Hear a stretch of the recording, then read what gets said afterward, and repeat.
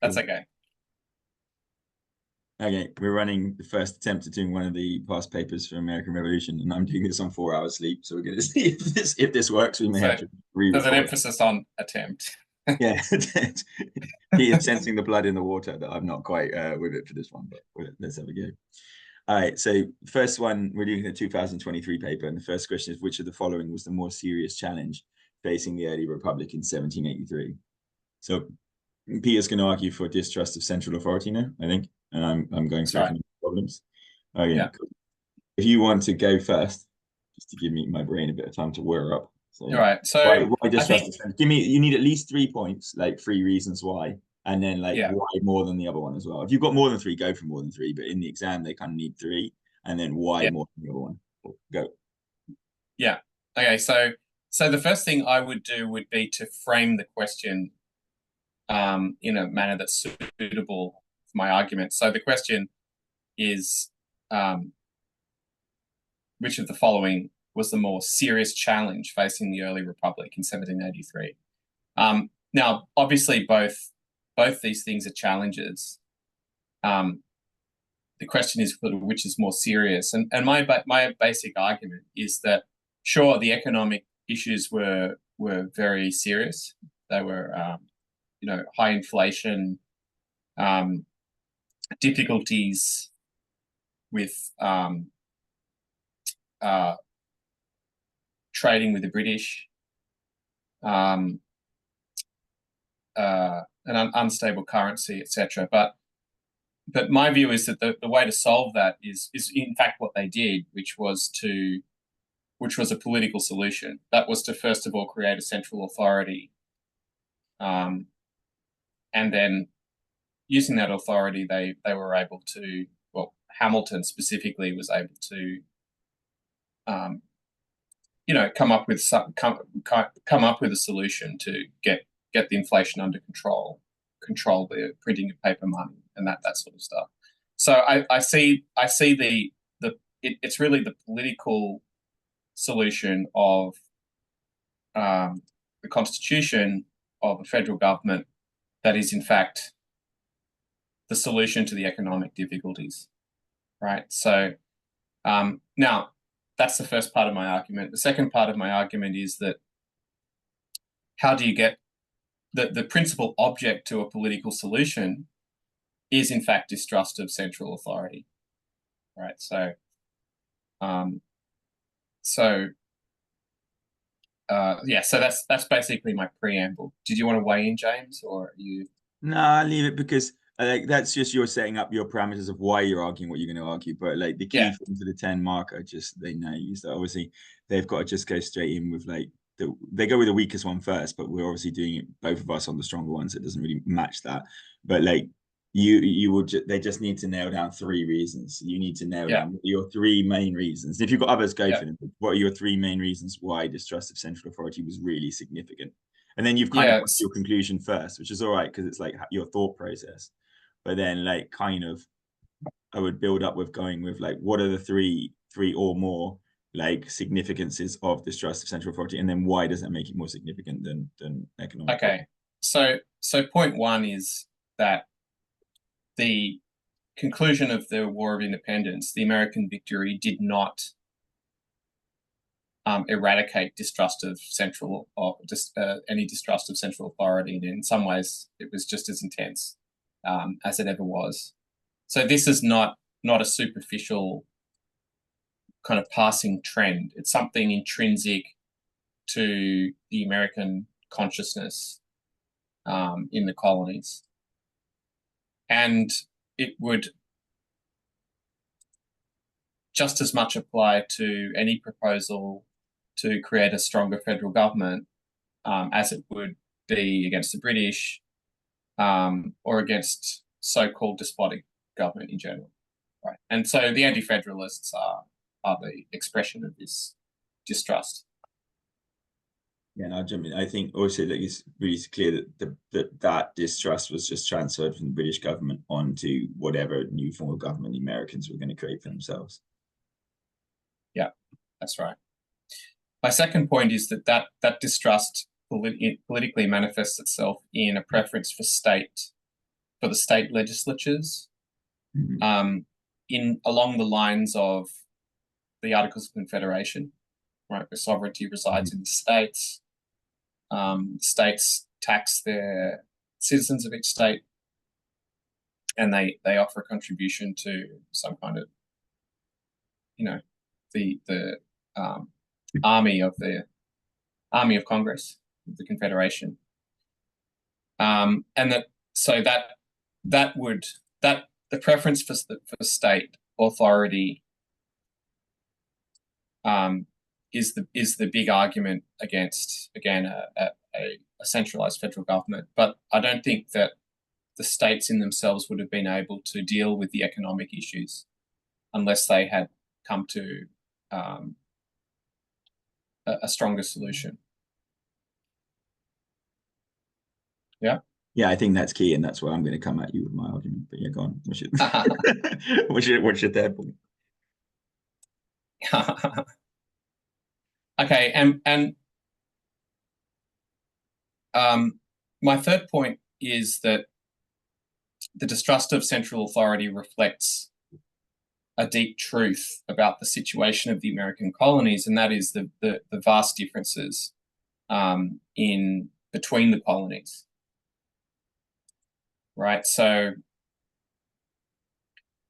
although, I mean, American colonists regarded themselves as British, I don't think there's any sense of national unity before. There's not a strong sense of national unity. Mm-hmm. Well, it takes time to develop. And that kind of makes sense because the northern states are very different to the southern states. And it would be difficult to imagine any kind of united federal government being able to reconcile those differences. I should add also the differences between big and small states too. Mm-hmm. Would smaller states want to relinquish the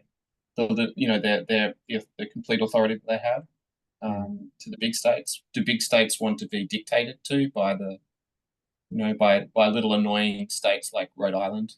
Mm-hmm. So that's another. So these are expressions of the distrust of central authority and the reasons why these are the big barriers, I think, for forming a federal government. Mm-hmm. Barriers, in fact, which are only overcome by the genius of the Federalists, who were very clever in the way that they presented their opinions, and in fact, in the way that they even administered this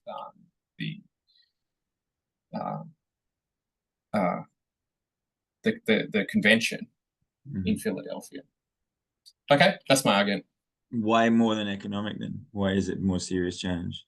Just to conclude it, because you kind of have to cap the paragraph. You go through three lots of significance, and then why not economic?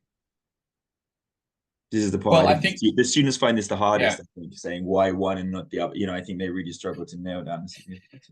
Yeah, no, that's right. Okay. My argument. So I've tried to link this in by saying that the economic problems are serious. There's no question that they're not. But as serious as they are, the problems of the economy can't be resolved, and the problems of state legislatures going nuts and different state legislatures crystallizing the authority of a particular elite in each state, and the interests of that elite presenting a barrier to any more united action. I think that is more dangerous even than the economic situation. Yeah, I think that's a legit argument, but I'm going to literally use your own argument against you. Are you, James? Even in your tired state? Even in my tired state. The coffee's kicking in, so we're all good. Let's see. We're at least functional. I think that, yeah, my central premise is that, yeah, the distrust of central authority is massive and really, really significant for all the reasons you argued. Now, I agree that there was a lack of national unity. They didn't want to recreate that despotism that they feared from the British, and that, like, that they wanted state government, local government. Then North and South was divided, as you said, like the divide. I think urban versus rural, West versus Atlanticist. I think small versus big state. All these divides were there. But that's why I think that fundamentally, despite all this, they formed a constitution. And that is because the economic problems were so severe that they needed to create a central government to deal with them. So, like, that distrust of central authority was overridden by the need to fix the economic problems. My case, that's my argument. My case dealing with that is that I don't think I think that Shays' rebellion was the key catalyst in terms of them forming the constitution, especially among the richer. And if you think about, most of the Federalists were pretty rich, so they were running that way. So the economy, they had a problem. They couldn't pay their soldiers. They had no money. They had no way of raising money. Fundamentally was the biggest crux. They couldn't tax because they didn't have the power at federal level under the Articles of Confederation. And without being able to tax, they couldn't raise revenue. Without being able to raise revenue, they couldn't pay the soldiers. And if they couldn't pay the soldiers, the soldiers were then having their properties seized. And that was leading to armed insurrection. And that was the catalyst behind Shays' rebellion. In Shays' rebellion, when the rich in Massachusetts had to raise their own army to put down Shays, or their own militia to put down Shays' rebellion, I think that was the moment when they decided, we need a central government to deal with this, regardless, even if we fear central government. I agree that they then limited it with the Bill of Rights and other factors, but like they needed it for that reason. Another thing is, obviously, they can't, without taxation, they can't pay anyone. They can't run anything. They're not a functional government. They couldn't raise tariffs either. That's another economic problem. And that lack of ability to raise tariffs meant that the North, especially in the North, was flooded with British goods, and they couldn't keep them out. So again, that's going to cause difficulties. The poor rural areas were printing money. So you had an economic battle between the printing of money in the rural areas and the need to have like solid currency in the East, but only merchants could access solid currency because there wasn't really a fully functioning like national economy.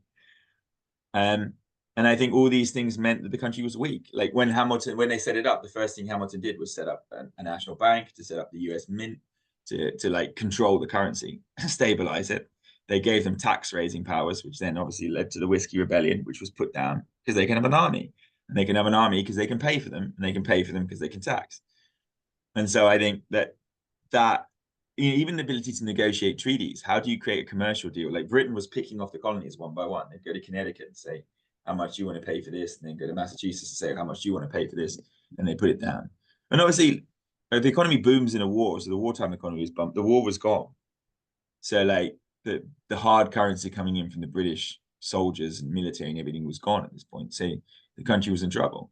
So I would say lack of the economic problems, especially the inability to tax, had caused a lot of the other problems stem from the economy. Shays' rebellion, civil unrest, like fighting between the rich and the poor, between debtors and creditors, between urban and rural. All of these things were caused by the economic problems. And you can see like the foundation of the Constitution set that up. And I think the key is the Constitution only gave them powers to raise an army, tax, raise tariffs, negotiate a foreign treaty. What are all four of those things to deal with? They're dealing with the problems of the economy. They're dealing with the civil disobedience that comes mostly from the economy. I think most of the civil disobedience at that point was from it, because you see, like the Anti-Federalists never rose up in rebellion at the same level. It was more like smaller. Shays' rebellion was based on economic local matters, and I think that while the distrust of central authority was massive, the economic problems were so severe that they overrode their fear of central authority to set up their constitution. Without those, I don't think without those economic problems, we would have got the constitution. They wouldn't have had the arguments to carry on the Federalist side. That's my argument. Okay, well, I think it's a question of how you frame the problem. Of course, because the way that you're framing it, I mean, obviously, that's why historians become lawyers, Peter. yeah, right. That's right. There's a good connection there. Okay. So you want to come back at me? Yeah. Well, I mean, you admit that the federal government, federal constitution is a solution to the economic problems, and that it's the primary incentive to form the constitution. But that's fine. But what I'm saying is the distrust of central authority, it's not the economy, it's the distrust of central authority, which is the primary obstacle for forming that constitution. It's a primary obstacle for being able to deal with these problems. It's not the economy so much. In fact, no, it's the reverse. The economy is a motivation, as you say. But it's a very close run thing. It's a very, very close run thing. For example, and that gets to deal, this is reflected by the way that they conducted the Constitution Convention. First of all, they didn't even advertise it as such. So the people going in there thought they were going to revise the Articles of Confederation.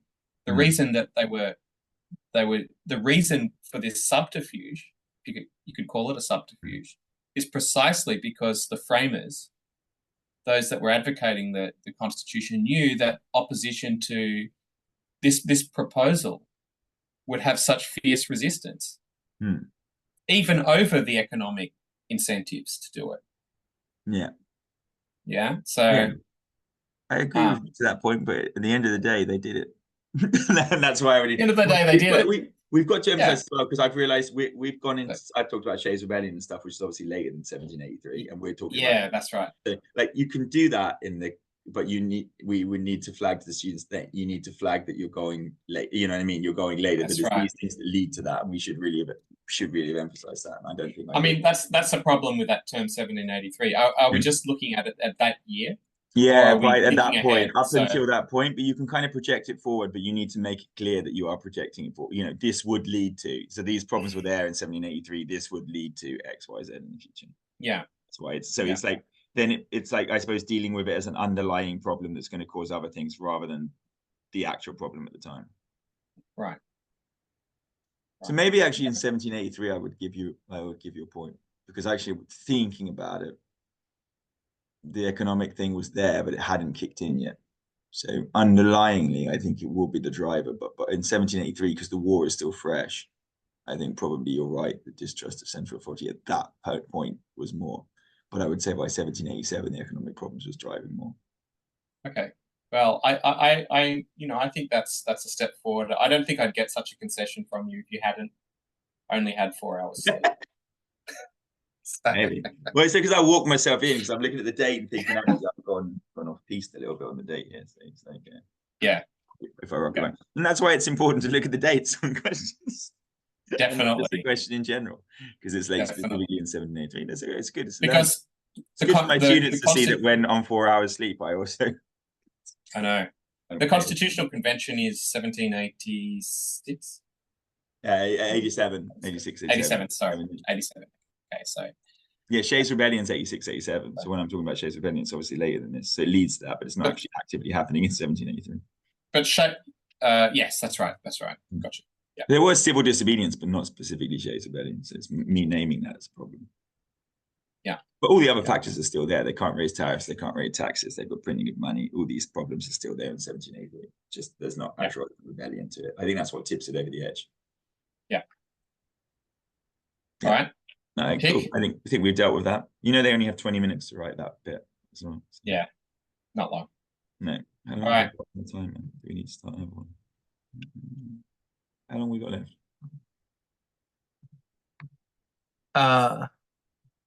We've got 40. Probably best to start another one, so we don't start another recording. Yeah, I think so. Because over 10 minutes, we're not going to get that essay done in 10 minutes. All right, I'll give you